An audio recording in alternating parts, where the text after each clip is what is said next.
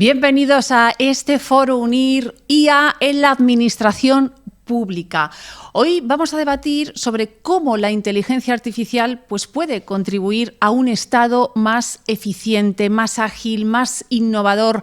Hablamos de automatizar trámites, de análisis de datos y vamos a ver cómo la IA se posiciona como una herramienta clave para conseguir una mayor eficiencia, transparencia y calidad de los servicios a los ciudadanos.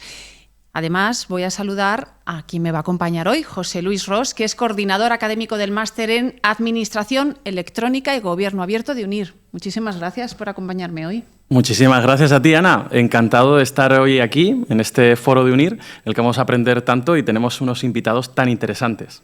Invitados muy interesantes y mucha gente conectada a la que ya le damos los buenos días a la mayoría de ellos porque nos siguen desde Latinoamérica en este evento enfocado a Colombia, pero que también tenemos mucha gente de Ecuador, de Perú. Pues, por ejemplo, nos dicen desde, mira, Mili desde Ecuador nos saluda, Laura desde San Luis, Argentina, también desde Bogotá, Colombia, Francisco Roballo, desde Trujillo, Perú, Cliver. También desde Perú, Franco Eduardo. Ya, como te decía, José Luis, desde todo. Mira, Tacna, Perú, Soledad. También desde Bogotá. Desde Lima, Perú, también nos saludaba Susan. Desde Ecuador, Janet. O sea, desde todos los lugares. Chubut, Argentina, Diego Nicolás. Desde República Dominicana, Pedro Alexander. Bienvenidos a todos. Buenos días para los que nos seguís desde allí. Buenas tardes desde España. Vamos a arrancar ya, además, presentando a nuestra primera ponente y yo os invito a que participéis con vuestras preguntas, vuestros comentarios. No desaprovechéis la oportunidad, que tenemos grandes expertos hoy aquí para debatir sobre la IA en la administración pública.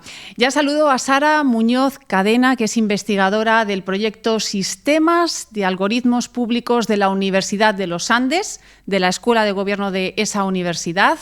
Muchísimas gracias, Sara, por estar hoy aquí con nosotros. Gracias. Buenas tardes en España, buenos días para América Latina. Pues estamos deseando escucharte y que nos hables de esos sistemas de inteligencia artificial en el sector público de América Latina y el Caribe, así que te dejo la palabra. Muchas gracias. Entonces, si podemos iniciar con la presentación. Como les decía, hoy vamos a hablar sobre sistemas de inteligencia artificial en países de América Latina y el Caribe. Sherlock, Watson, Detective Heredia, Inspector, Sabueso, Ropi son solo algunos de los nombres de los sistemas de IA que han sido implementados y desplegados por entidades públicas de países de América Latina y el Caribe.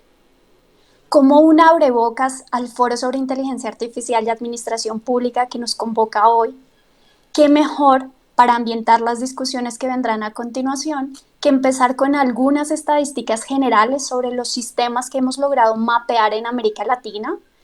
Porque sí, aunque les parezca sorprendente, en América Latina y el Caribe ya se están implementando este tipo de tecnologías. Y luego pasaré a contarles sobre algunos ejemplos concretos y algunas reflexiones que ha dejado esta investigación.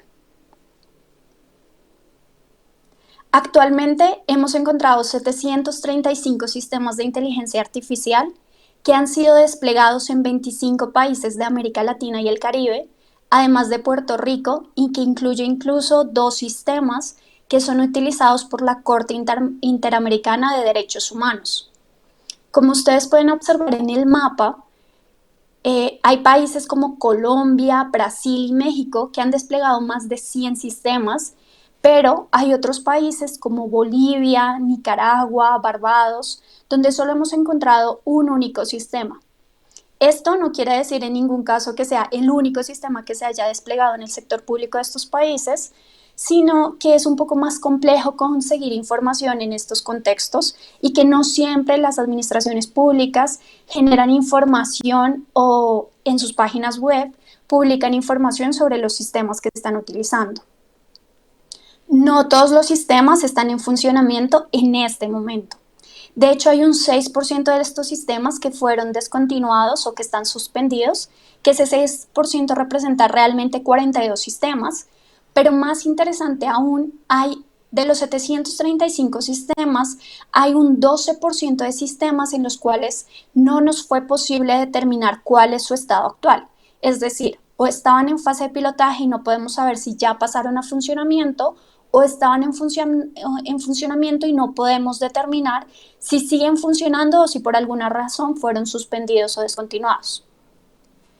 A partir de esta diapositiva, las estadísticas van a reflejar el 94% de la base de datos, porque hemos decidido sacar ese 6% que realmente fueron suspendidos o descontinuados. Es decir, nos quedamos con 693 sistemas, y estos 693 sistemas están distribuidos en sistemas del orden supranacional, que serían esos dos de la corte IDH, que sería como el 0.03% del total.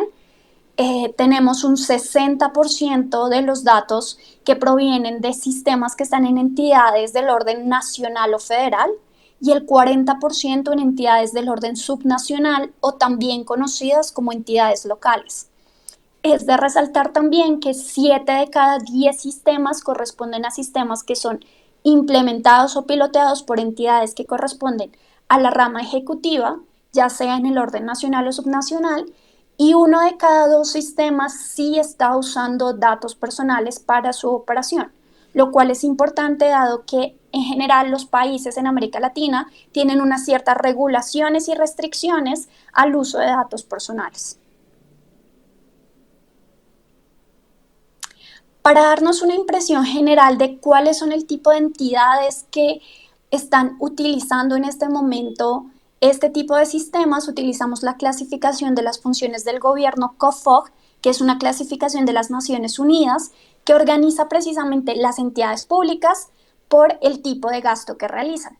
Y hemos encontrado que las entidades que usan o pilotean este tipo de herramientas, en su gran mayoría, se encuentran en 3 categorías.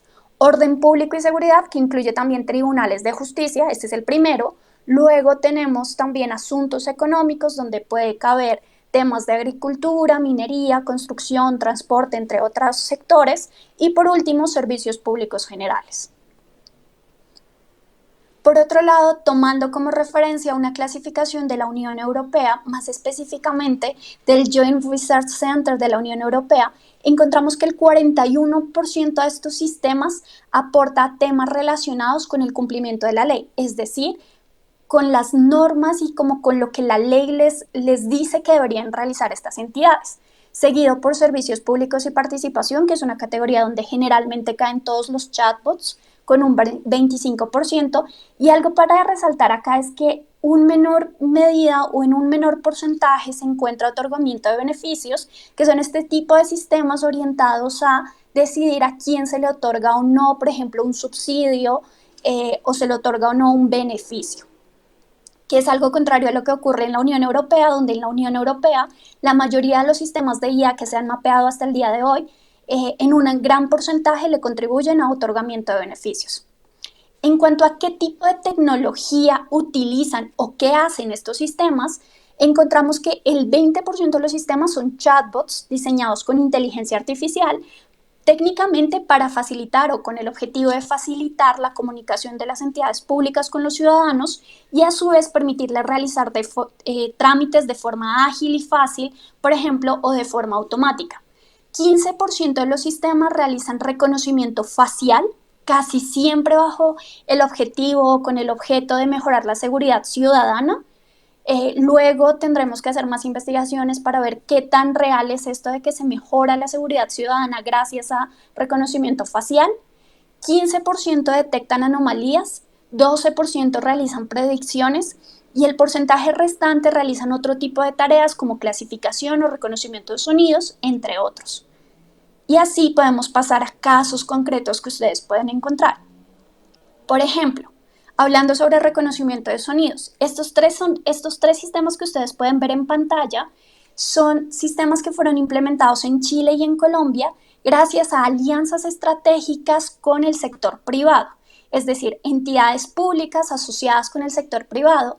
El sector privado en general lo que les entrega son dispositivos y sensores que permiten realizar grabaciones bioacústicas y cámaras trampa con el propósito de reconocer en los datos obtenidos posibles amenazas al ecosistema, como por ejemplo las producidas por deforestación o caza furtiva, en aras como de proteger la biodiversidad en ecosistemas estratégicos. Entonces aquí vemos cómo se puede operar esas alianzas público y privadas, ¿cierto?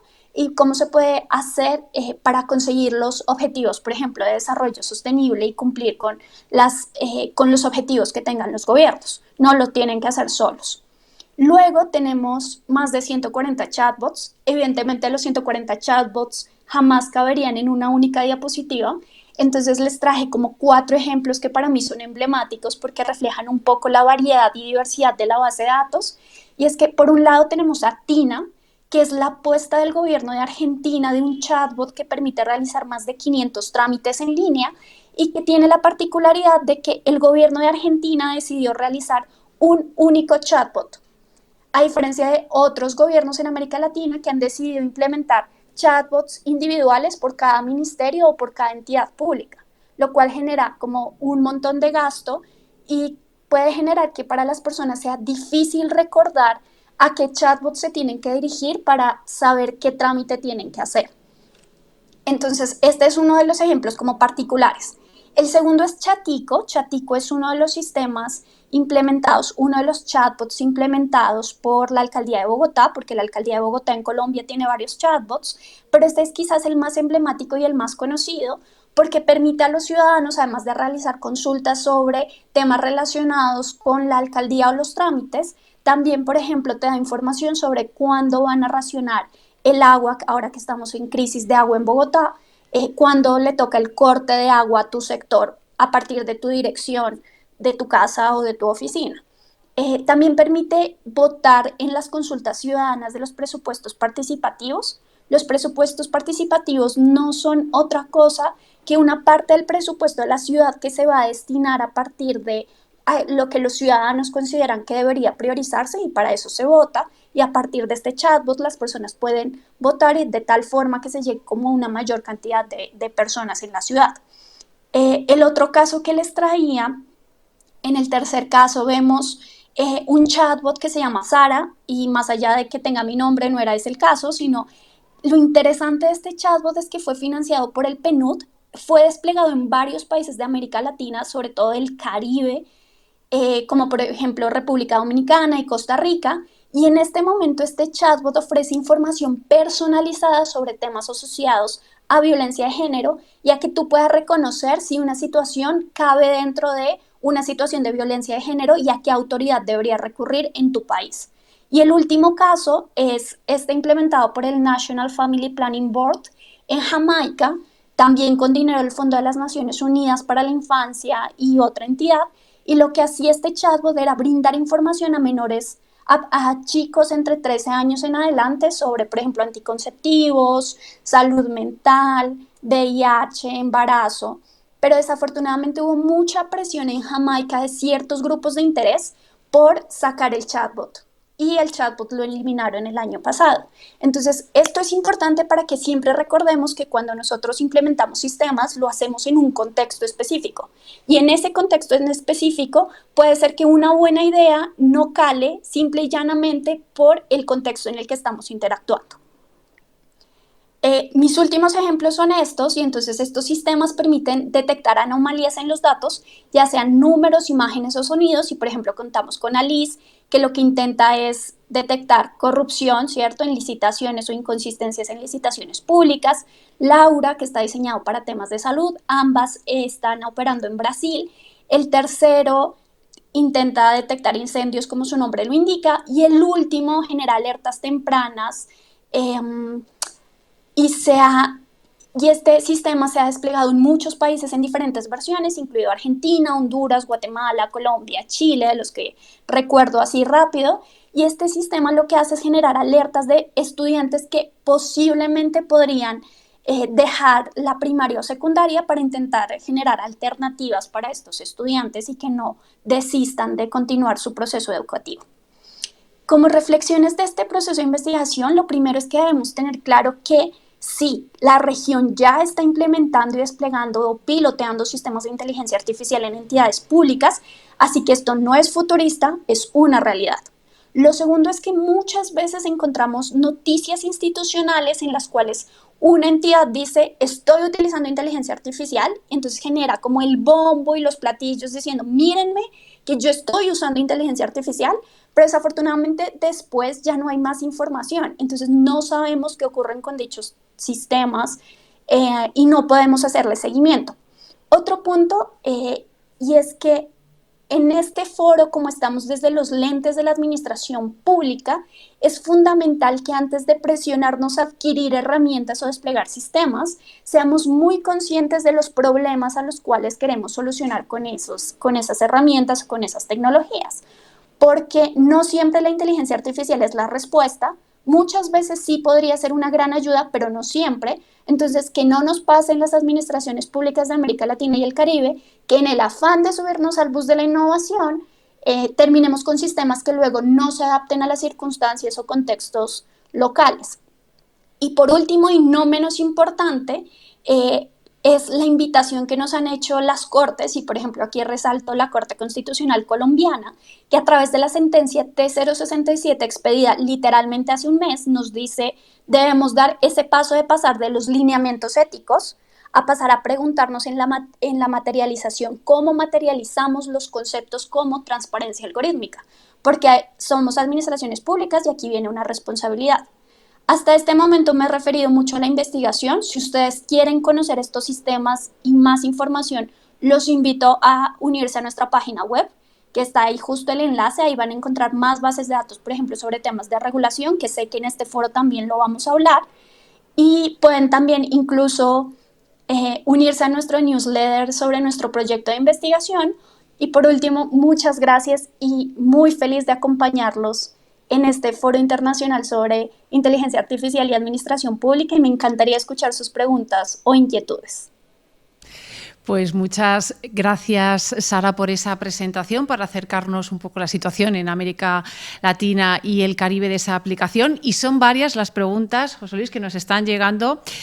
Voy a empezar por alguna de ellas. Por ejemplo, Sara, nos decía Gianfranco Mejía, ¿cuáles son los principales criterios que consideraron para diferenciar a los sistemas de IA de otros sistemas que involucran la gestión de datos mediante algoritmos?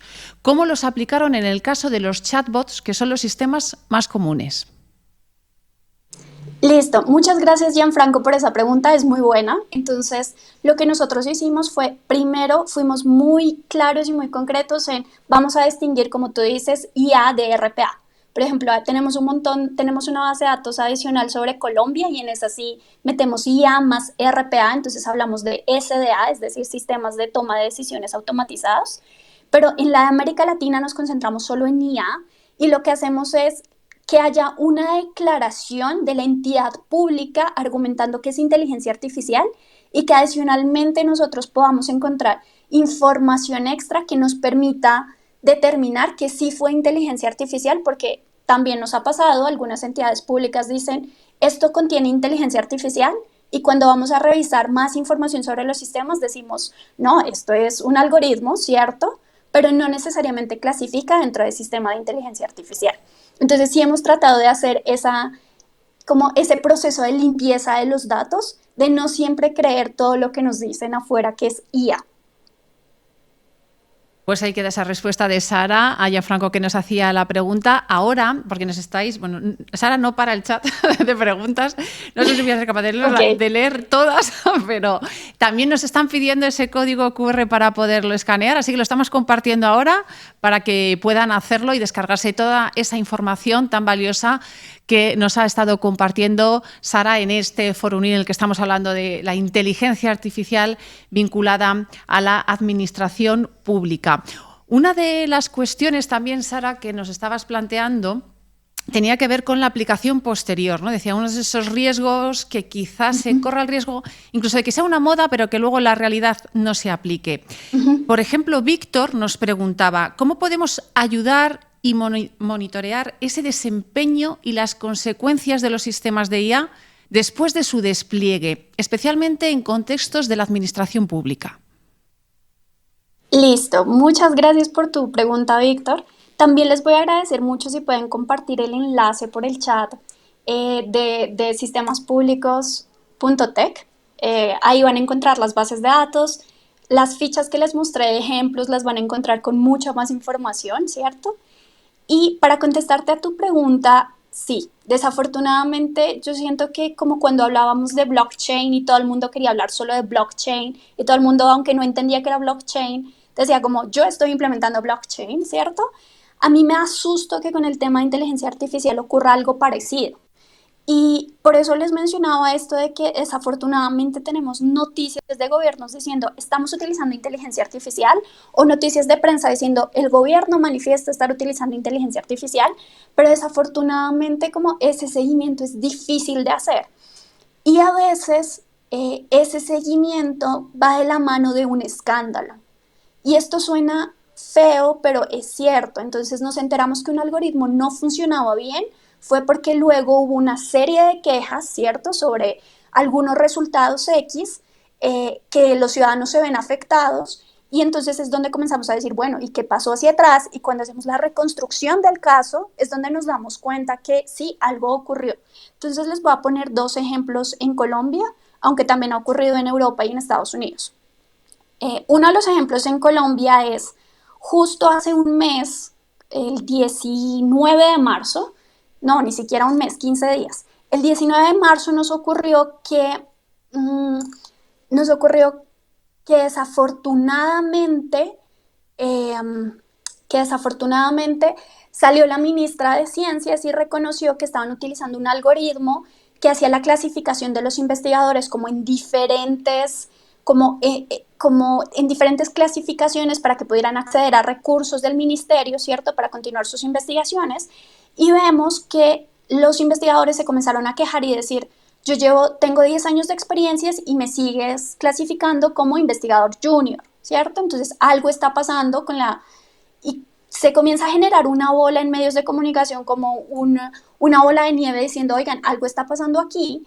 Y luego sale la ministra y admite y dice, sí, hubo un error en el algoritmo de clasificación y desafortunadamente el sistema que estábamos utilizando generó una serie de errores, ya lo estamos corrigiendo, pero sí hubo un error. Entonces ahí es cuando vemos que desafortunadamente a veces como que los gobiernos no toman la decisión de informar sobre los sistemas que utilizan y en ese caso los repositorios de algoritmos públicos como el que nosotros hemos implementado, pero hay más repositorios en países como México o Chile, ¿cierto?, son como un primer paso para darnos información acerca de qué sistemas se están utilizando, ya para que la ciudadanía o los académicos le puedan hacer seguimiento ya a los sistemas uno por uno, dependiendo de cómo se desarrollan. Pero es complicado, Víctor. Yo sé la respuesta no te va a gustar, pero sí es complicado. Y realmente muchas veces uno se entera que el algoritmo no funcionó fue por una noticia. Gracias, Sara. José Luis. Porque no paran de entrar preguntas de todo tan interesante que nos está contando Sara, pero te cedo la palabra para que también preguntes desde tu visión académica. Sí, porque yo también tengo muchas preguntas. Yo también me quedaba ahí con muchas... Bueno, en primer lugar, Sara, enhorabuena por la investigación, que me parece fantástica, que habéis hecho algo que era muy necesario y es poner en el mapa el impacto que está teniendo ya la aplicación de estos sistemas en la administración pública. Y a mí me interesa mucho, acabas de hablar de medir el impacto. Es difícil, lo sabemos, es complicado.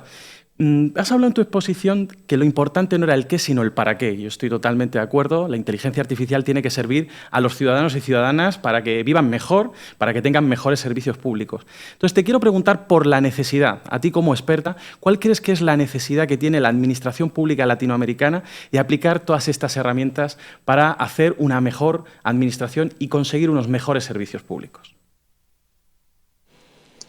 Yo creo que en parte has respondido tu respuesta, José Luis. Has respondido tu pregunta, José Luis, y es sí, o sea, tenemos una necesidad y en efecto esa necesidad viene dada necesitamos generar un mejor servicio al ciudadano. Entonces, por ejemplo, en los chatbots siempre necesitamos un canal más eficiente para comunicarnos con los ciudadanos, para que puedan realizar sus trámites sin tener que ir a una oficina y gastar 3 horas de su tiempo o incluso hasta 8 horas de su tiempo intentando solucionar algo que virtualmente lo podrían solucionar en 2 minutos, ¿cierto? Entonces sí, la necesidad nace de ahí, de un mejor servicio al ciudadano, ¿cierto? Una mayor eficiencia. Pero, como yo les decía antes, no solo es necesario entender el objetivo, sino a continuación evaluar qué tan efectivos fuimos para conseguir ese objetivo inicial. Porque, por ejemplo, en el tema de reconocimiento facial, que puede generar como muchas inquietudes por la protección de datos y porque en ciertos gobiernos particularmente puede generar la duda hacia los ciudadanos de qué tanto, de que no se genere bajo ninguna circunstancia un seguimiento a los ciudadanos, es decir, sobre todo en gobiernos que generan mucha oposición. Y en ese sentido vale la pena seguir con la investigación, porque este apenas es el mapeo inicial, pero continuar y saber qué tan efectivos o no, por ejemplo, son esos sistemas que te prometen mejorarte la seguridad ciudadana gracias al reconocimiento facial, y si en efecto se está logrando eso, o si tenemos cámaras con IA, pero nos quedamos en eso, en tener las cámaras, en nada más. Pues ahora son muchos también los que lo has mencionado tú. Ahora mismo la cuestión de los sesgos, a lo mejor de la información errónea que en algún momento pueda dar la inteligencia artificial, y son muchos los que nos están preguntando. Por ejemplo, Ana María nos decía, ¿cómo se puede lograr minimizar, ¿no?, ese riesgo de los sesgos de conocimiento en los algoritmos, partiendo del hecho que finalmente los algoritmos son hechos por seres humanos y también se puede incluir ahí? O cómo se manejan, por ejemplo, los errores, nos decían Sostasa, que puede cometer la inteligencia artificial y dar una información errónea a los usuarios. Lo primero es súper importante en la cadena del proyecto de inteligencia artificial, ¿cierto? Porque el algoritmo es casi que el resultado de todo un proceso, que iniciemos preguntándonos cuál es el problema, cuál es nuestro objetivo, con qué información contamos, ¿cierto? Porque si tú tienes datos sesgados, pues el resultado va a estar sesgado, o sea, no hay nada que hacer al respecto. Entonces, no solo pensemos en el algoritmo como lo despliego, sino en todo el proceso anterior, ¿cierto?, donde tú tienes que hacer una evaluación de los datos que tienes, de si esos datos vienen sesgados, de cómo limpiar esos datos, ¿no? Todo ese proceso es supremamente fundamental. Y lo siguiente es que tú pilotees las cosas. Y en esto, en administración pública nos cuesta un montón, sobre todo por los tiempos. Es difícil pilotear en el sector público, porque a veces uno no tiene el tiempo para realizar el piloto, sino que ya te están pidiendo el resultado concreto. Y esa es como una de las grandes deudas del sector público, y es, voy a tratar de pilotear antes de meter todos mis recursos en una estrategia. Y esto es lo que se puede hacer, es iniciemos detrás en la cadena, ¿cierto? En la parte desde cuáles son los datos con los que cuento y cuál es el problema que quiero resolver con este sistema, ¿cierto? Porque a veces nos saltamos toda esa parte y vamos a comprar el sistema sin ver exactamente para qué lo queremos. Y eso es fundamental. Y con respecto a los sesgos, si los datos vienen sesgados, de entrada el algoritmo está sesgado. Entonces, por eso es tan fundamental comprender en qué formato vienen los datos, qué información en general está alimentando el sistema. Entender esto es fundamental. Entonces, cuando hablamos de transparencia algorítmica, por ejemplo, a mí me gusta la idea no de la transparencia algorítmica como una variable de blanco-negro, dicotómica de 0 o 1, es decir, cumple o no cumple con transparencia algorítmica, sino, y esta es una propuesta que hicimos para GPAI, para el Global Partnership of Artificial Intelligence, es veamos la transparencia algorítmica como algo gradual, es decir, como tú puedes cumplir la transparencia algorítmica hasta cierto punto, en cierto nivel y en cierto tipo de elementos, pero pensar que los algoritmos van a ser una caja absolutamente transparente, pues es irreal. Sería ideal, pero es irreal, ¿cierto? Y lo que sí podemos hacer es comenzar dependiendo del tipo de algoritmo y dependiendo del tipo de sistema, a desplegar cierta información sobre los sistemas. Una esencial es los datos que alimentan el sistema. Y otra información esencial es qué tipo de sistemas están desplegando los gobiernos. O sea, si sabemos qué tipo de sistemas se están desplegando y qué datos en general alimentan esos algoritmos, ya tenemos la mitad de la tarea hecha. José Luis. Totalmente de acuerdo. Bueno, os ha apuntado un punto fundamental, que es la gobernanza del dato. De hecho, en UNIR estamos trabajando muy intensamente para formar a nuestros alumnos también en esa cuestión, porque consideramos que es vital. Tú lo has dicho, buenos datos dan buenas inteligencias artificiales aplicadas, porque con malos datos no podemos sacarle todo el partido. Yo quería hacerte una pregunta, bueno, ya para ir cerrando, ¿verdad, Ana?, esta sección, que es la de la conexión que tiene con el índice latinoamericano de inteligencia artificial del Centro Nacional de Inteligencia Artificial de Chile, que sabes ese trabajo tan interesante también que hacen los compañeros chilenos. Yo he tenido la suerte ahí de estar como experto externo de este índice y quería preguntarte si habéis visto correlación o relación, al menos, entre el resultado que arroja ese índice y el vuestro de aplicación en el sector público. Ya sabes que, bueno, principalmente era Chile, Brasil y Uruguay, los países pioneros que apuntaba el CENIA. Yo te quería preguntar si habéis encontrado esa relación vosotros.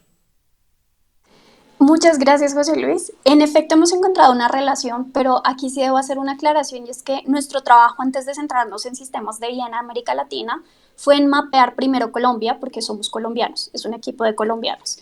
Entonces, iniciamos mapeando los sistemas en Colombia y eso generó que en nuestra base de datos haya un sesgo y es que hay mayor cantidad de datos de Colombia, aunque afortunadamente tenemos como por ejemplo el repositorio de los chilenos, que está a cargo de la Universidad Adolfo Ibáñez, que también tiene su repositorio sobre sistemas chilenos y que ha permitido alimentar nuestra base de datos a su vez.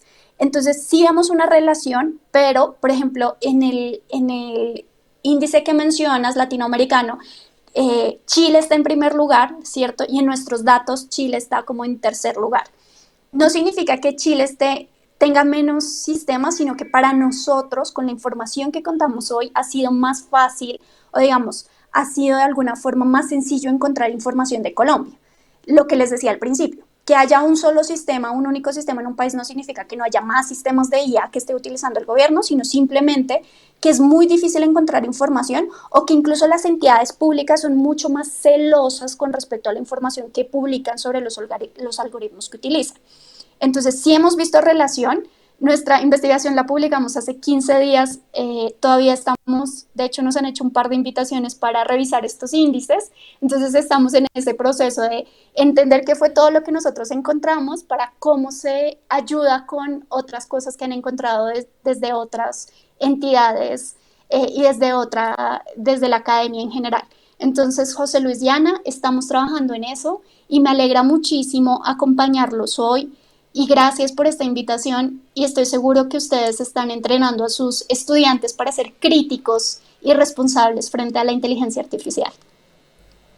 Pues sí, y eso es una parte fundamental y que conlleva, cuando hablamos de inteligencia artificial, es un debate que va unido siempre. Pues, José Luis, vamos a despedir a Sara. De verdad, ha sido un placer. Gracias por tu presentación, por tu participación y todos los minutos que has compartido con nosotros. Mil gracias a ustedes por el espacio y cualquier duda o inquietud me pueden contactar por LinkedIn. Más que feliz de acompañarlos y responder sus dudas. Y también hemos colgado, por cierto, el link que nos pedías, también lo hemos colgado en el chat para que todos puedan acceder a esa información. Gracias, Sara. Hasta otra ocasión. Éxitos. Pues igual, muy interesante, José Luis, todo lo que hemos estado hablando con Sara, todos los datos que nos ha presentado, y son muchísimas las preguntas que han entrado en el chat. Y ahora voy a aprovechar también para plantearlas en este conversatorio, en este diálogo que vamos a tener ahora con tres expertos. Vamos a hablar de la administración pública eficiente, tecnología y talento humano, porque también lo hemos sugerido antes con Sara, la necesidad, y contigo, de la formación y la capacitación, ¿no?, para poder usar de una manera correcta la inteligencia artificial. Así que ya saludo a Luis Gabriel de Giovanni, personero de Montería y presidente de FENALPER. Muchísimas gracias por acompañarnos hoy aquí.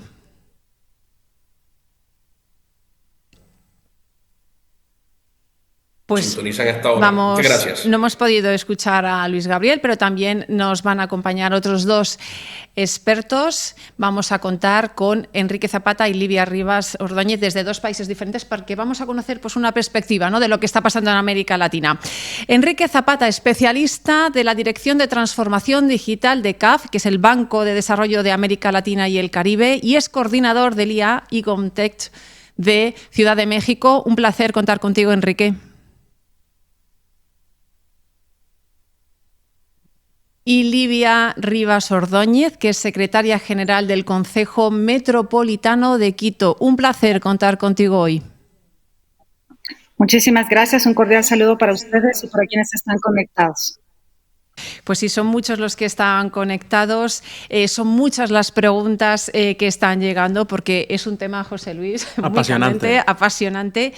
Y yo voy a empezar trasladando algunas de esas preguntas, ¿no?, que nos están haciendo llegar los ciudadanos, aquellos que nos están siguiendo, porque al final todos somos ciudadanos y todos queremos que las cosas funcionen y que no haya tanta burocracia. Y, por ejemplo, una de las cuestiones que nos planteaba Diana, por ejemplo, nos decía: en Perú tenemos un canal de atención mixto, pero ¿qué pasa cuando llega a las zonas rurales? Hay personas que limitan su aceptación a estos trámites digitalizados. Incluso Andrea también nos comenta en una pregunta: ¿cómo integrar a los ciudadanos mayores que buscan en esas entidades públicas la solución de sus trámites? Quería preguntarte, Livia, o a lo mejor en el caso de Ecuador, aquí hablaban de Perú, esas iniciativas que se puedan hacer para mejorar esa parte de burocracia y acercarlo a las personas mayores, porque seguro que eso es uno de los obstáculos, ¿no?, que se pueden encontrar. ¿Cómo hacerlo para que todo el mundo llegue a ello, ¿no?, y sea capaz de manejarse? Bueno, yo primero quiero felicitar a quien me precedió la palabra, Sara, una magnífica conferencia. La verdad es que aprendimos muchísimo de esta investigación que ha realizado la universidad en Colombia. Y mira, nosotros desde el Consejo Metropolitano de Quito, desde el municipio de Quito, es importante conocer que se han venido implementando algunas iniciativas en materia de inteligencia artificial, que ya lo mencionó Sara. Una de ellas es esto del chatbot, para poder brindar información sobre los diversos trámites que se realizan en el municipio del Distrito Metropolitano de Quito, que es la capital del Ecuador. Y me parece fundamental, sin duda alguna, generar espacios para que la ciudadanía pueda utilizar estas herramientas, pero siempre van a haber ciertas limitaciones que sin duda también mis contertulios las reconocerán, y es el tema del acceso a la tecnología. En el Ecuador, lastimosamente, nosotros no podemos decir que el 100% de la población tiene acceso ni siquiera al Internet. Y no necesariamente todos tienen un teléfono celular que les permita beneficiarse justamente de la tecnología. Entonces, sí hay unas limitaciones que vienen a considerarse unas barreras que permitan la inclusión de mayor cantidad de la población, justamente que pueda beneficiarse de no tener que ir personalmente a las oficinas públicas y hacer largas colas para que al llegar a la ventanilla le digan que su trámite tiene que pasar por una serie de fases. Entonces, sin duda alguna, yo creo que los gobiernos autónomos descentralizados, como es en el caso de la capital del Ecuador, están muy enfocados justamente en brindar una serie de herramientas a la ciudadanía, pero inclusivas, donde se considere también, claro está, pues a este sector de la población que son los adultos mayores. Bueno, muchas gracias, Livia. Muy interesante tu respuesta. Yo tengo la suerte de ser compañero tuyo de profesor en UNIR, en Transparencia y Buen Gobierno, así que es la primera vez que nos vemos en cámara. Te lo agradezco mucho, tu trabajo en la universidad, del que yo soy testigo. Y quería hacer una pregunta a Luis Gabriel. A Luis Gabriel, que además nos conocimos aquí precisamente en la sede de UNIR y estuvimos hablando de estas cuestiones tan interesantes como es la aplicación de la inteligencia artificial al sector público y concretamente a la labor del personero, que me parece muy importante. Yo quería, Luis, preguntarte pues que nos traslades un poco también para las personas que nos están viendo desde otros países, que no son Colombia y que a lo mejor no conocen tanto esa figura, cuál es la importancia que tiene vuestra figura y cómo crees que la inteligencia artificial también podría ayudaros y se puede implementar para mejorar vuestra labor, que es tan importante. Muchas gracias, José Luis. Saludo para todos. Sí, efectivamente.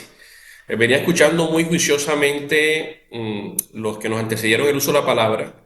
Y fíjate que hablaron de algo que es muy importante y que nosotros desde las personerías lo hacemos. Nosotros somos los garantes de los derechos humanos en el territorio.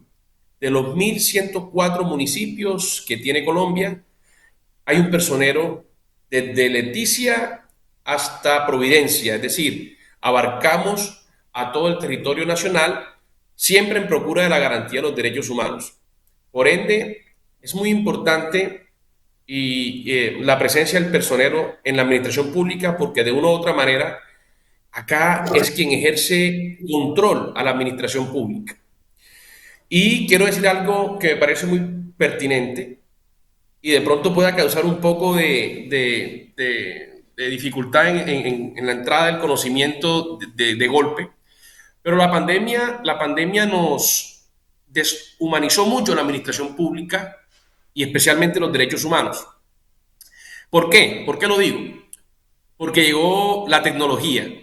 Y la tecnología lo que hizo precisamente es alejar un poco al ciudadano de a pie frente a la administración pública. Con el tema de correos electrónicos, con el tema de citas previas, es decir, alejó a la ciudadanía de la administración pública. Y la gran reto, y ahora que estamos hablando de inteligencia artificial frente a los servicios que prestan la administración pública, es cómo la inteligencia artificial y con estos grandes retos puede retomar el tema de la humanización de la administración pública y volverla de cara al ciudadano. Desde las Personerías de Colombia como Ministerio Público nos preocupamos mucho porque la garantía de los derechos humanos, que son en muchas ocasiones violentadas por la administración pública, ahí nosotros podemos garantizar de una u otra manera este servicio. Yo creo que el reto más importante precisamente de nosotros es cómo esta inteligencia artificial y el componente de la humanización, que de una u otra manera es relevante, puede mejorar los servicios que presta la administración pública, especialmente en el territorio. Pues estás hablando de humanizar, de acercar. Yo creo que también hay que trabajar un poco en además de la humanización, en perder el miedo. Por eso yo quería preguntarle también a Enrique, porque uno de los mayores miedos de las personas y de los ciudadanos que también nos están trasladando en el chat es cómo puede garantizarse la privacidad de esos datos, garantizarse una transparencia, que no haya fuga de datos. ¿Cómo puede trabajarse eso? Claro que sí, de nuevo muchas gracias por la invitación. Creo que esa es la pregunta que todos nos estamos haciendo en todo el mundo y existen diversos mecanismos, diversas políticas públicas y diversas técnicas que nos pueden ayudar a garantizar la protección de estos derechos, ¿no? Como yo les llamaría. Creo que lo primero que hay que empezar a decir es que cuando ustedes piensan en inteligencia artificial no es que sea solo una tecnología, más bien es un sistema compuesto por otros sistemas. Tiene que ver con datos, tiene que ver con infraestructura, tiene que ver con el programa que utilizamos, tiene que ver con los prompts que les metemos, por ejemplo, si es inteligencia artificial generativa. Y cuando vemos la IA desde manera regulatoria dentro del sector público es lo mismo. Es un macrosistema compuesto de diferentes leyes, regulaciones, legislaciones e incluso organizaciones públicas. Ahora lo que estamos viendo en América Latina es que las regulaciones propuestas tienen que tomar en cuenta, por ejemplo, las leyes de protección a los datos personales que ya tenemos en marcha en la mayoría de los países. Las leyes de transparencia, que también la transparencia pública y privada, que tenemos en varios de los países, las leyes en materia de estrategias digitales, en materia de datos. Y a la hora de analizar esa conjunción de sistemas regulatorios aplicados a la inteligencia artificial, tenemos que ver entonces cómo se está aplicando en cada una de las entidades públicas que lo están haciendo en este momento. Yo te puedo dar desde CAF, el Banco de Desarrollo de América Latina, un ejemplo de lo que sucedió hace varios años en México cuando tuvimos una ley de transparencia. Nadie sabía cómo aplicarla, nadie sabía cómo garantizar esos derechos y lo que tuvo que pasar es tuvo que haber un responsable en cada entidad de la administración pública federal primero y después de las administraciones públicas estatales y de todos los poderes encargados de tener esa responsabilidad. Nosotros lo que vemos es que las organizaciones públicas van a transitar hacia allá, a tener un responsable de inteligencia artificial que sea encargado, sí, de garantizar estos derechos, como ahorita el público nos decía, pero también que sea capaz de garantizar dentro de la institución esa transversalidad del uso de los sistemas, de identificar también oportunidades que se puedan aprovechar dentro de su área o su ámbito de acción en materia de inteligencia artificial y que sea capaz también de responder a las necesidades de los ciudadanos, que como decías, pues lo que queremos es tener mayor eficiencia y menor burocracia, ¿no? Entonces vemos que vamos hacia allá, hacia la transformación del sector público, hacia la creación de nuevas responsabilidades que nos permitan entender y proteger los derechos con inteligencia artificial.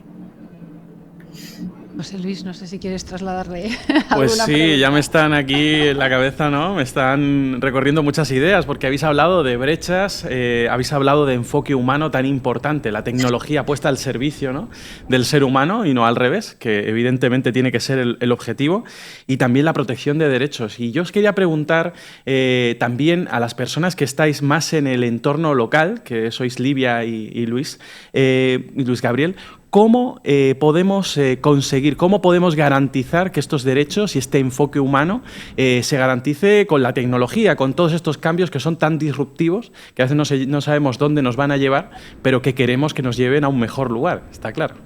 Empezamos por Livia, por ejemplo.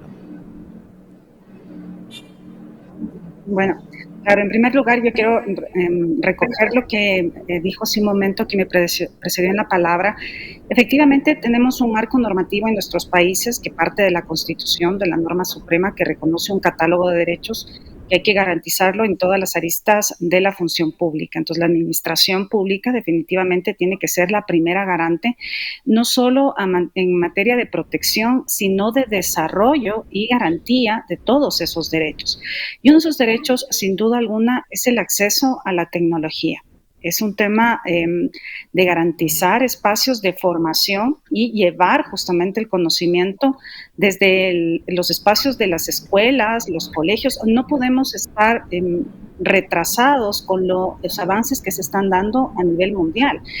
Pero lastimosamente, regresando a lo que decía hace un momento, en mi país, en Ecuador, lastimosamente si revisamos las estadísticas de acceso a la tecnología, al Internet, al uso de un dispositivo electrónico, vemos que lastimosamente no toda la población lo tiene y hay determinados sectores que mientras menos probabilidades tengan de hacerlo, van a estar mucho más retrasados respecto de aquellos que tienen las condiciones económicas para poder tener el conocimiento y poder utilizar la inteligencia artificial. Y esa es una gran problemática que incide en un tema social, es un tema de inclusión.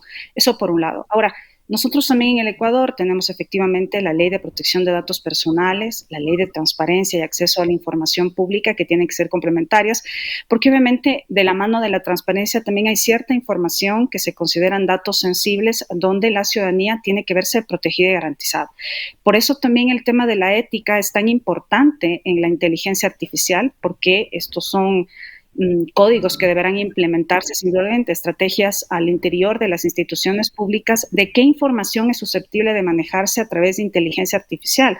Porque si bien nos puede generar eficacia y eficiencia en ciertas tareas al interior de la administración pública, habrá que considerar también que hay cierta data que es de naturaleza sensible, que sometida a ciertos algoritmos puede generar una vulneración de los derechos de los administrados, de los usuarios, de las personas cuya información está depositada en la administración pública. Entonces, hay una serie de elementos que habrá que considerar a nivel de la administración pública y tomar la decisión de en qué casos efectivamente se debería usar estas herramientas de inteligencia artificial o estos RPA que se mencionó Sara hace un momento, para agilitar sin duda alguna estos procesos al interior de la administración, pero sin duda alguna los datos personales y la data en general tiene que ser verificada, analizada y contar efectivamente con una buena información. Lastimosamente, las instituciones públicas a veces ni siquiera tienen buenos archivos y empezar a hacer todo un proceso de gestión de esa información va a permitir sin duda que los resultados o los indicadores de resultados al implementar la inteligencia artificial realmente sean beneficiosos para la ciudadanía. Luis Gabriel, tu visión, ¿no?, que te preguntaba antes José Luis sobre lo que Livia ya ha comentado.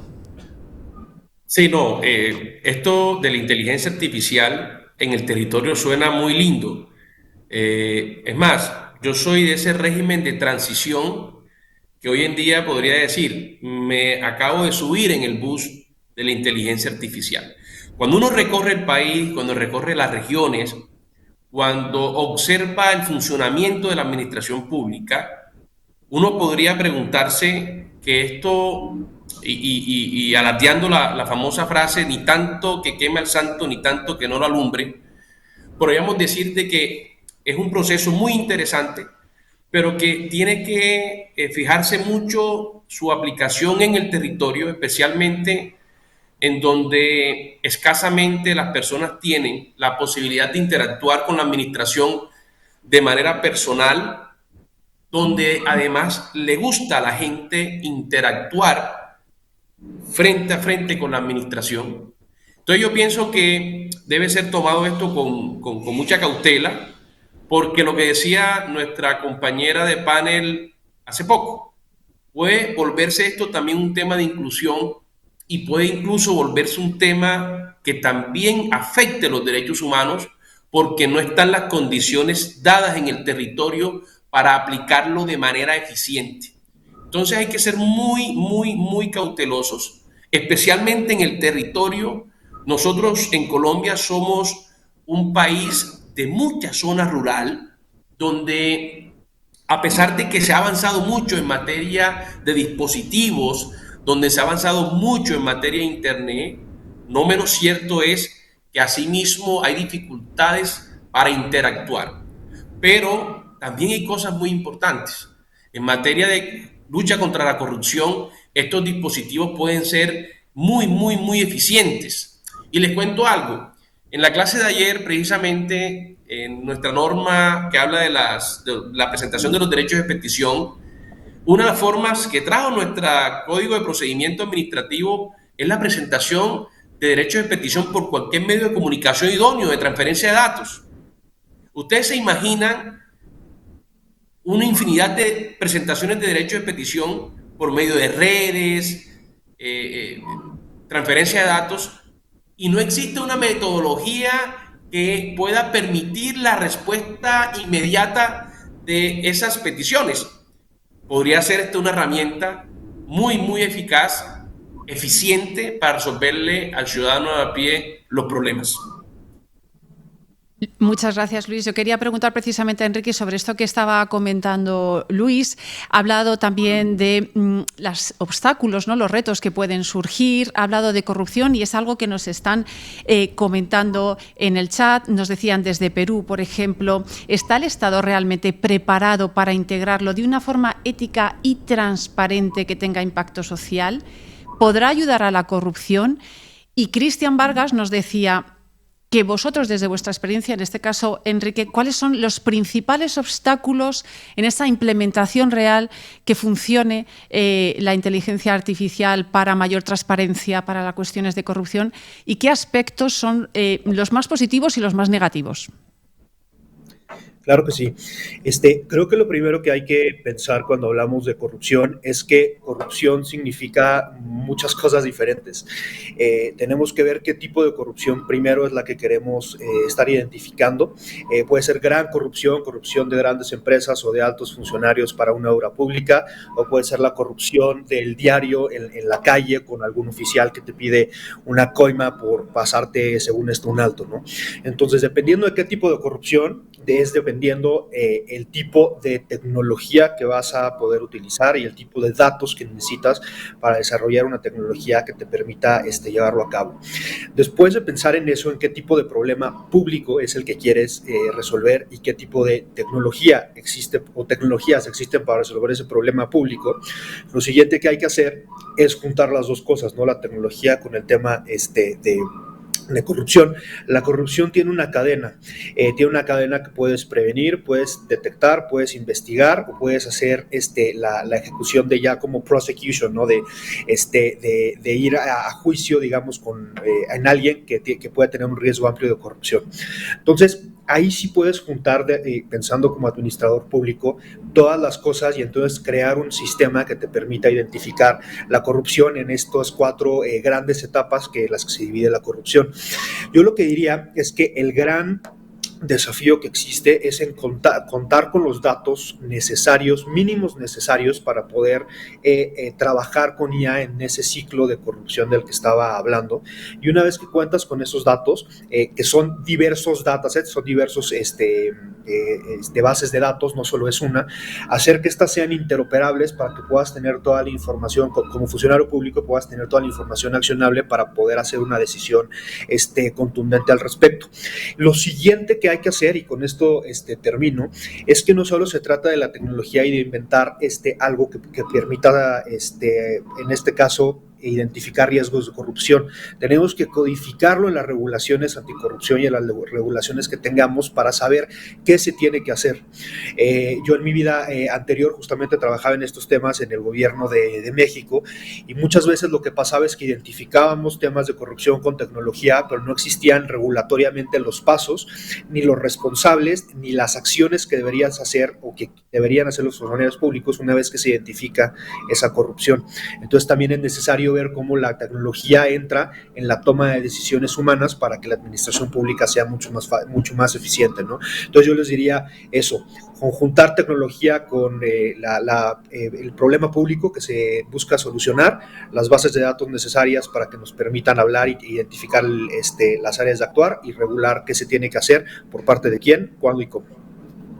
Es importante que avance la regulación en la medida que avanza, que muchas veces va por detrás. Y Víctor, por ejemplo, nos decía en el chat, nos está comentando, cómo garantizar incluso que los algoritmos usados no sean manipulados para beneficiar a determinados grupos de poder. O sea, que la regulación tiene que ir en diferentes aspectos, ¿no, Enrique?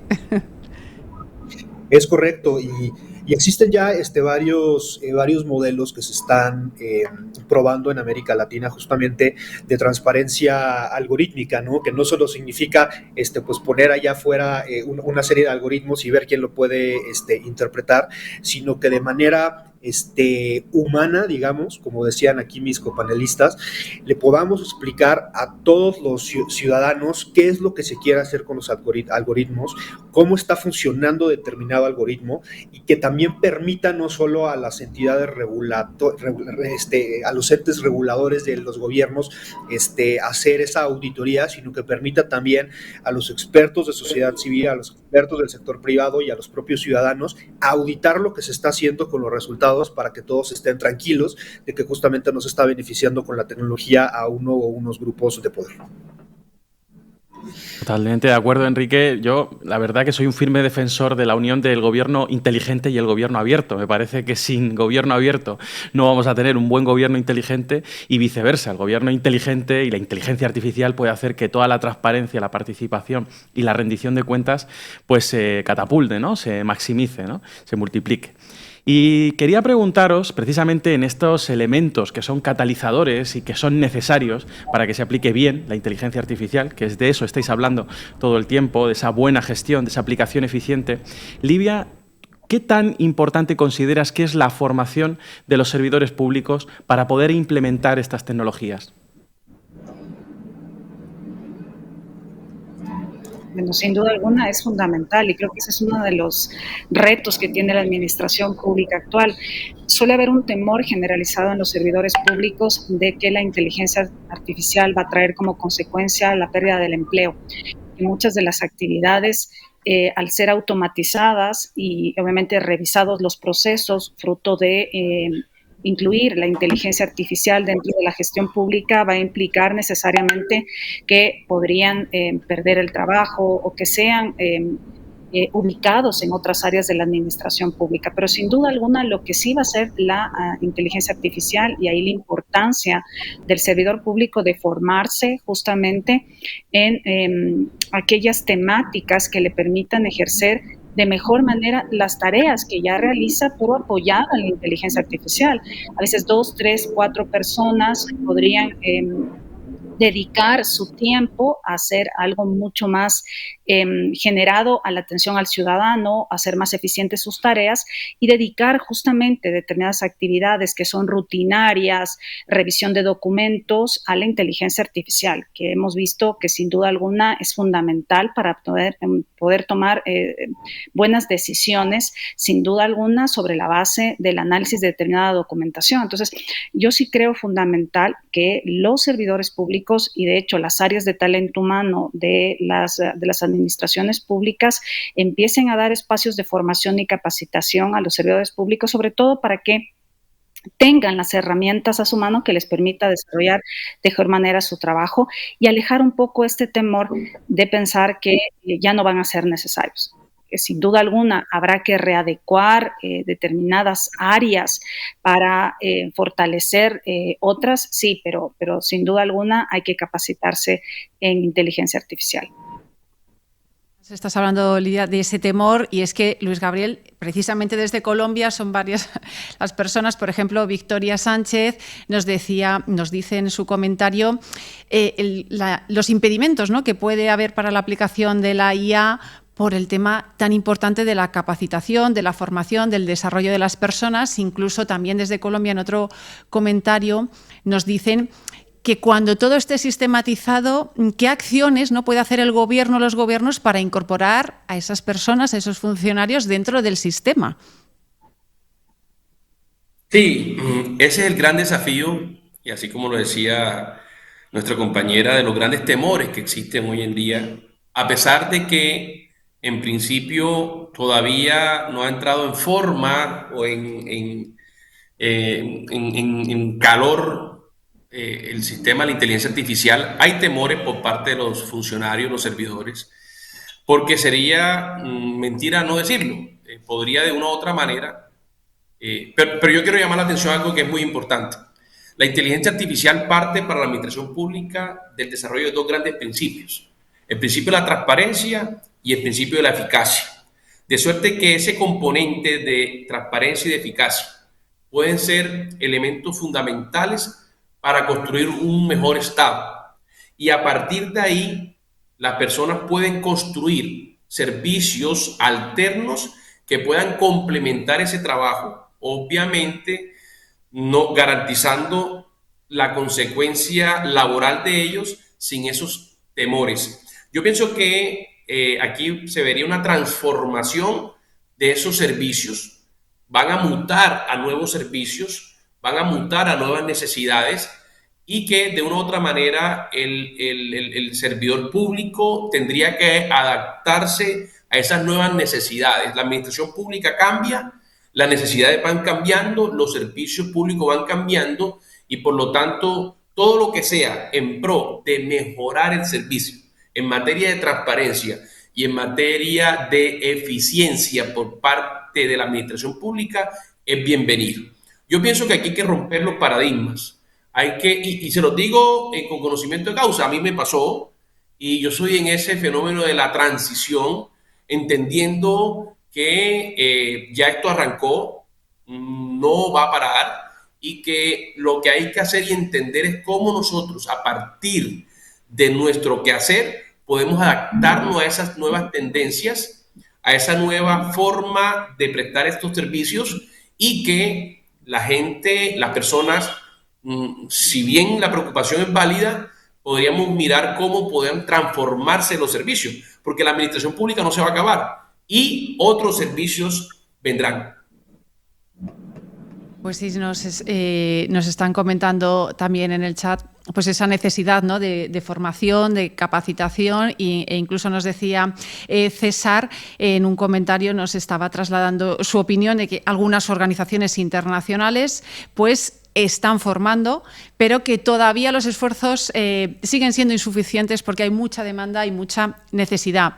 Yo también quería preguntarle a Enrique por una cuestión que hemos comentado, que hablaba Sara, y desde su perspectiva, desde su experiencia, de esa necesidad vital de la colaboración pública y privada. ¿Cómo debe de ser para ese desarrollo e implementación de soluciones de IA en la administración pública? Una excelente pregunta. Creo que debe ser colaboración público-privada y también de sociedad civil, y en dos esquemas, ¿no? Ya ahorita hablaban del esquema de gobierno abierto. Cuando hablamos de gobernanza, hay que recordar que en la administración pública hay dos tipos de gobernanza: una que está enfocada en el qué del problema público, que es en lo que nos vamos a enfocar a resolver, y otra está enfocada en el cómo. El gobierno abierto es primordialmente un esquema de gobernanza que está enfocado en el qué, en decidir cuáles son entre los diversos sectores de la sociedad algunos de los problemas públicos que nos aquejan, y decidir en conjunto que son aquellos en los que una administración por un esquema de 2 años, si sigue la alianza de gobierno abierto, se debe de seguir, y pues que se debe de implementar, ¿no? Por otro lado, en América Latina, a diferencia de otras regiones, no hemos sido tan juiciosos en trabajar en esquemas de gobernanza que nos digan el cómo o en qué herramientas tienes para resolver los problemas públicos que ya hayas decidido a través de gobierno abierto o de otras actividades. Desde CAF, acá el Banco de Desarrollo de América Latina y el Caribe, nosotros hemos propuesto ya desde 2019 un esquema justamente que es el esquema de GovTech. GovTech no significa tecnología de gobierno para nosotros, no, eso es tecnología de gobierno digital. GovTech lo que significa es un esquema de gobernanza en el que el sector público trabaja con el sector privado, pero especialmente con el sector privado innovador para resolver problemas públicos con tecnología. Lo que termina sucediendo es que es el sector privado innovador, las startups, las scale-ups, las pymes tecnológicas, las que tienen la experiencia y el grado de especialidad en tecnología, pero también en lo sustantivo, digamos, en problemas específicos o en sectores específicos necesarios para que el sector público los pueda implementar, dado primero la falta de talento generalizado que existe en nuestros países, pero también a que el sector público básicamente no le pueda pagar a muchos los salarios que se están pagando en otras empresas. Entonces nosotros vemos que estos esquemas de gobernanza que son orgánicos y que se pueden implementar desde lo nacional hasta lo regional, hasta lo local y contextualizar a las necesidades y a las oportunidades que existen justamente en el territorio, es la manera en que estas alianzas público-privadas y también con la sociedad civil pueden ayudarnos a implementar de mejor manera la inteligencia artificial. Pues muchas gracias, Enrique, por esa visión, esa necesidad, ¿no?, de esa colaboración público y privada. Muchas gracias. Vamos a cerrar esta mesa porque queremos hablar también de esa necesidad, ¿no?, de el aprendizaje a la acción, ¿no? O sea, cómo pueden los funcionarios adquirir determinadas habilidades y formarse para hacer frente, ¿no?, a esa aplicación de la IA y lo que está por venir. Muchísimas gracias, Luis Gabriel, personero de Montería y presidente de FENALPER, por habernos acompañado hoy en este Foro Unir. Un placer. A ustedes, muchas gracias por la invitación. Lidia Rivas Ordóñez, secretaria general del Concejo Metropolitano de Quito, un placer. Muchísimas gracias a ustedes. Un cordial saludo. Muchísimas gracias por haber estado en este foro. Y Enrique Zapata, que es especialista de la Dirección de Transformación Digital de CAF, del Banco de Desarrollo de América Latina y Caribe. Gracias por que te hemos robado estos minutos y por acompañarnos. Muchas gracias por la invitación. Pues muchísimas gracias a los tres. Yo creo, José Luis, que nos han dado una visión muy completa, muy ¿no? completa. Y además eso añadido a lo que ya nos contaba Sara de qué está pasando. Por eso ahora hemos titulado esta mesa del aprendizaje a la acción, ¿no? Cómo capacitar los funcionarios para el uso de la IA. Y por eso queremos hablar de esas posibilidades que existen para todos ellos para formarse, ¿no?, y lograr ese perfil que va a necesitar la administración pública y conseguir un mejor perfil para servir a los ciudadanos, que al final es lo que es el funcionario. Lo que todos buscamos, claro, lo que pretendemos. Así que vamos a saludar, porque ya veo por allí, a Víctor Bonilla, que es doctor en Gestión Pública y Gobernabilidad y además es director del Máster en Gestión Pública. Un placer contar contigo, Víctor. El gusto es mío. Un cordial saludo para todos los que están en el panel, para los ponentes que me han antecedido y también para todos los que están conectados a lo largo y ancho de Latinoamérica y Europa. Pues sí, son muchos a los que también, por cierto, les doy las gracias por todas esas preguntas y esos comentarios, porque está el chat que no ha parado en toda la sesión. Gracias de verdad por esa participación. Y José Luis, pues vamos a empezar, ya que te tengo por aquí cerquita, para hablar de esas posibilidades, ¿no? En tu caso, coordinador académico del Máster en Administración Electrónica y Gobierno Abierto, ¿qué posibilidades abre a los funcionarios? ¿Qué formación les va a permitir dar un paso más allá, ¿no?, en su carrera? Mira, estábamos hablando en la mesa y me parecía apasionante la importancia de la formación y la posibilidad y el riesgo de que algunos puestos de trabajo desaparecieran o se pusieran en cuestión. Yo suelo terminar mis conferencias sobre inteligencia artificial con una frase, y es que la inteligencia artificial no te va a quitar el trabajo, pero sí te la puede quitar una persona que sepa usarla mejor que tú. Ese es el contexto en el que todos los profesionales, vengamos del lugar laboral o del sector que vengamos, nosotros nos vamos a mover en los próximos años y probablemente en las próximas décadas. Por lo tanto, formarnos en estas cuestiones, trabajar en digitalización y en gobierno abierto, como es el caso de mi título, o el liderazgo en la administración pública, como es el caso de mi compañero Víctor, al que tanto admiro y aprecio, porque es, en fin, un gusto y un honor para tenerlo como profesor, pues creo que es vital, porque está abriendo unas puertas que son puertas necesarias. Esta formación le hace falta a los funcionarios públicos latinoamericanos y europeos y está creciendo la necesidad, digamos, pues exponencialmente. Como las posibilidades se están multiplicando, las necesidades de formación también lo están haciendo. ¿Y cómo cubre esa titulación esas habilidades? ¿Cuáles son esas claves? Pues son dos fundamentalmente, y las decíamos en la ponencia, la digitalización y el gobierno abierto. Son dos grandes transformaciones que las administraciones públicas latinoamericanas están experimentando y necesitando y que probablemente se tienen que dar de la mano. Es difícil tener gobiernos más inteligentes sin que sean más éticos, más responsables, más transparentes, y también es difícil tener pues gobiernos más inteligentes sin esa gobernanza del dato, sin esa ética, sin esa rendición de cuentas. Entonces, estas son las dos grandes transformaciones que en mi titulación vemos y les damos pues toda la formación a nuestros alumnos. Y en el caso de Víctor, porque una de las cosas que nos están comentando, por ejemplo, Antonio nos dice en el chat, dice, ¿qué hay que hacer para cambiar el chip, ¿no? O sea, el inmovilismo, que hay que romper con eso, ¿no? Y que no hay otra, pues que la inteligencia artificial está aquí, tenemos que usarla como herramienta y pensar qué posibilidades nos ofrece. En el caso de tu titulación, Víctor, ¿cómo abordáis este tema y esa adquisición de nuevas habilidades, nuevas competencias para todo lo que está pasando? Sí, en principio nosotros partimos haciéndonos una pregunta. ¿La inteligencia artificial es un objetivo o un medio para lograr el objetivo? Porque muchas veces lo estamos viendo como objetivo, queremos implementar inteligencia artificial. Dentro de UNIR, el máster en el cual tengo el privilegio de dirigir, que es el máster en Dirección en la Gestión Pública, hemos entendido que hay una ley universal del aprendizaje que indica que toda persona, organización o sociedad que necesita aprender a la misma velocidad de que cambia su entorno para poder sobrevivir, es la ley de la vida, de la subsistencia. Pero si además queremos progresar, tenemos que aprender a mayor velocidad de la que cambia el entorno. En ese sentido, nuestro modelo pedagógico involucra unas asignaturas, un contenido de las asignaturas que están en constante aprendizaje, en constante actualización, y evidentemente en el último año, en los últimos años, se ha incorporado el tema de la inteligencia artificial como un elemento transversal al contenido de todas las asignaturas que vienen desde políticas públicas, planificación estratégica, dirección económica financiera, gestión del talento, liderazgo, manejo de crisis, comunicación política, inteligencia electrónica o digital como la conocemos en Latinoamérica. Todos los elementos de carácter transversal.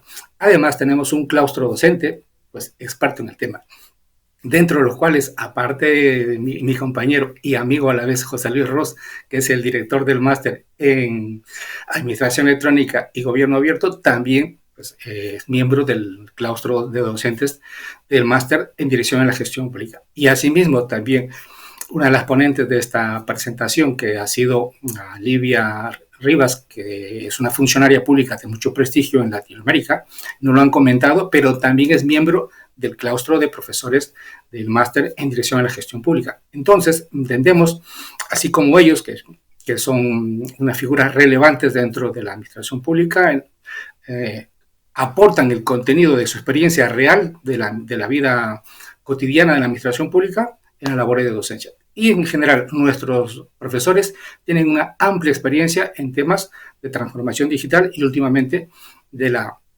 inteligencia artificial.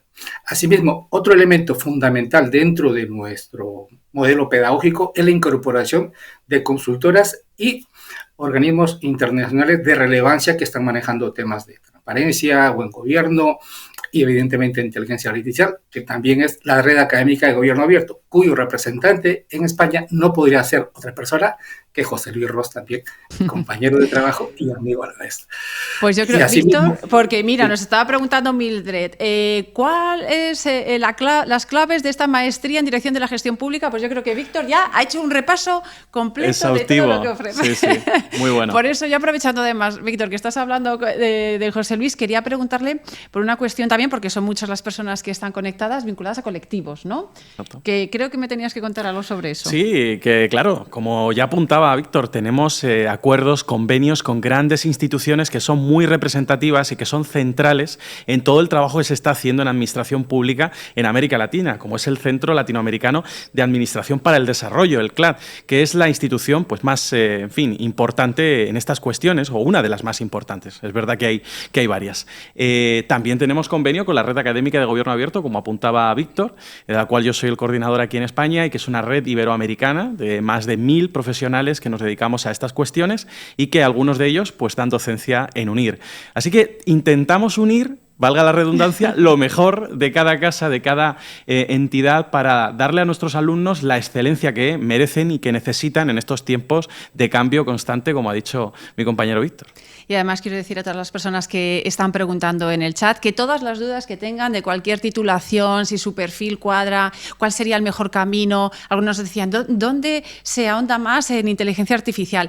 Pues para eso hemos puesto un link, para que accedáis a una página y ahí podáis rellenar ese formulario para que un asesor de UNIR se ponga en contacto con vosotros y os resuelva todas las dudas que tengáis sobre las posibilidades, las distintas titulaciones, incluso pues también hablar de becas, de descuentos disponibles que también existen. No desaprovechéis esa oportunidad que os está dando este foro de acceder a toda esa información para seguir creciendo, porque nos decían algunos que todavía hay reticencias, José Luis, que todavía cuesta y que a veces la administración va un poco por detrás. Sí, pero es verdad que nosotros intentamos formar a los líderes que van a innovar y que van a transformar esas administraciones. Es verdad que no estamos pensando en formar a los que se van a quedar quietos, a los que van a pensar en que todo tiene que continuar igual, sino en las que quieren y transformar las administraciones en Latinoamérica para que sirvan mejor a la ciudadanía, para que tengan mejores resultados. Y es verdad que esas personas que tengan ese interés son las que estamos buscando, son las que tienen que informarse en UNIR para cursar las titulaciones que estamos presentando u otras, porque el abanico de UNIR es, en fin, muy grande. Por eso estamos hablando de dos, pero lo mismo hay otra oportunidad, y es que son muchas las dudas, no me da tiempo ni a leerlas. Decía Diego Felipe, ¿podemos acceder a un máster si nos encontramos en el último semestre del pregrado, por ejemplo? Bueno, pues esa es una buena pregunta, pero depende también del país y eso lo tienen que responder nuestros asesores. Son los mejores que están indicados para esa cuestión. Así que rellenando el formulario, rápidamente va a encontrar una persona perfectamente capacitada para informarle cuál es la entrada, cuál es el proceso en el país desde el que se encuentra y desde el que nos pide información. Y también nos están dando las gracias por toda esta información relevante y tan interesante que hemos comentado en este foro. Por ejemplo, Margarita nos decía, Margarita Mariana Falco, todas las ponencias están siendo muy relevantes. Soy argentina y muy poca gente conoce a Tina, que ha mencionado antes Sara. Pues nos alegramos también de que sirva para difundir y conocer cosas que realmente se están implementando y que a lo mejor no están llegando a los ciudadanos.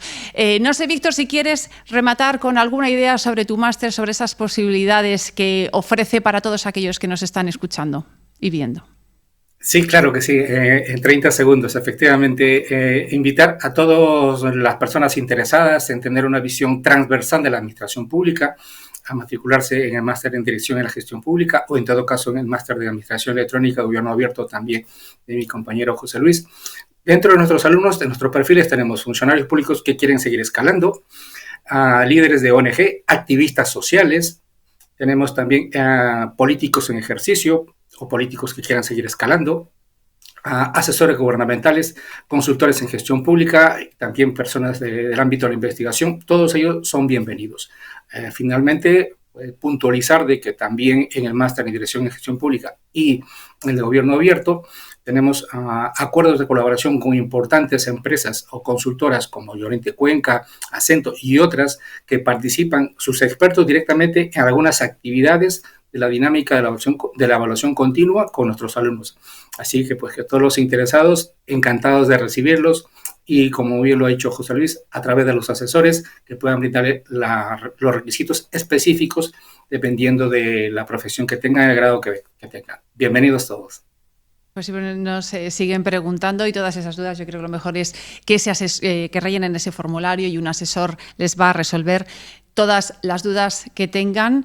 José Luis, ¿algo así para cerrar ya que quieras aclarar?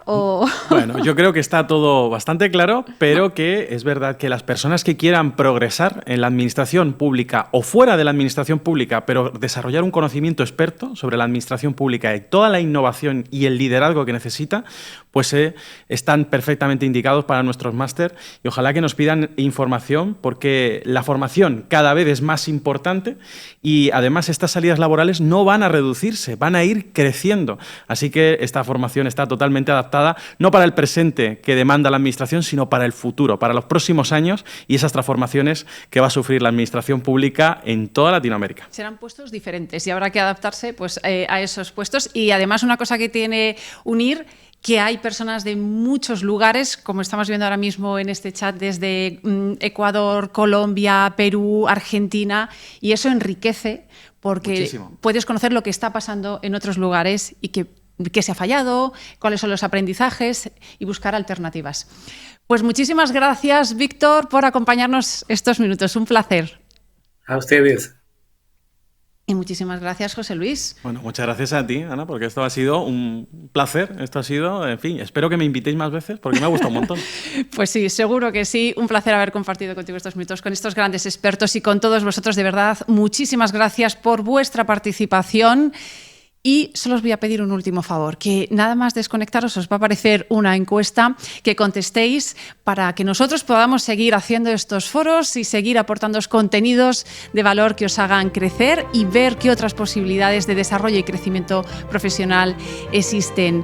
Y ahora sí, ya no me queda nada más que dejaros con unas imágenes preciosas y muy emocionantes porque una graduación de UNIR, cuando nuestros estudiantes, nuestros alumnos consiguen sus metas y logran ese título después de su formación. Muchísimas gracias a todos de verdad y seguro que nos volvemos a encontrar en otro foro UNIR. Hasta pronto. Lo que hace que unas personas destaquen sobre otras es el esfuerzo y la dedicación al trabajo. Cuanta más dedicación y atención pongamos, mejor realizados resultarán. Queridos compañeros, hoy celebramos más que una graduación, celebramos el poder del esfuerzo, la perseverancia y la determinación. Haz de la perseverancia tu amiga del alma.